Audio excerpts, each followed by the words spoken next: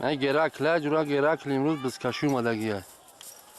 گرکله خرشید چواندازه قشلاقی سوزی خر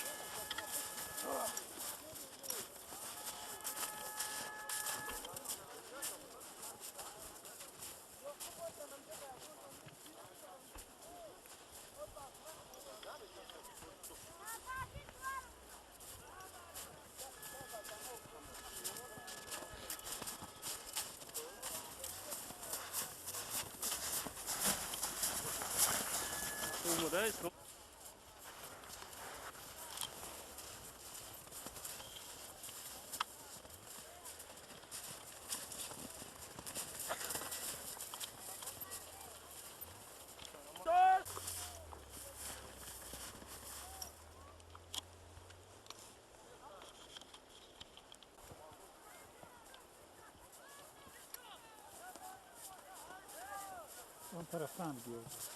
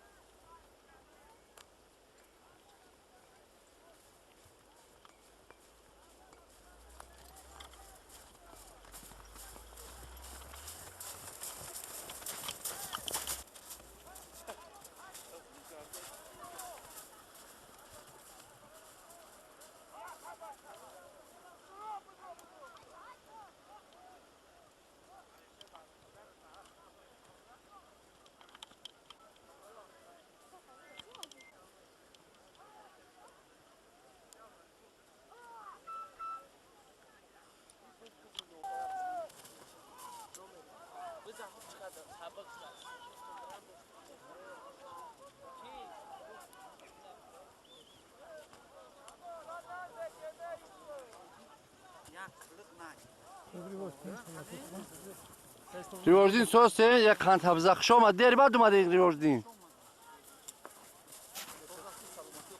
چویا که چواندازای بهترین این نوحیه هنی بچه ها هرچو ریوردین خرشید چوانداز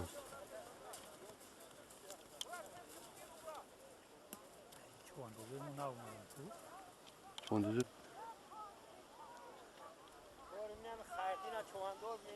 اوه شال خورزوی ما آورده است اسبا در چلدره بر اومدی سخت کرده یه هم خودش اومده باشه سوارش نمی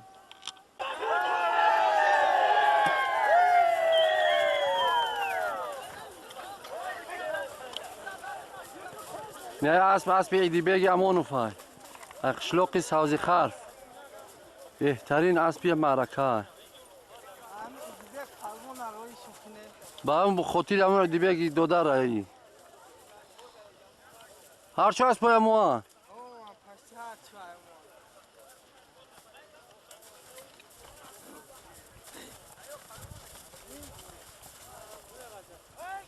نه بس شمگیره در ایدی بگ تماشاش کنه بچه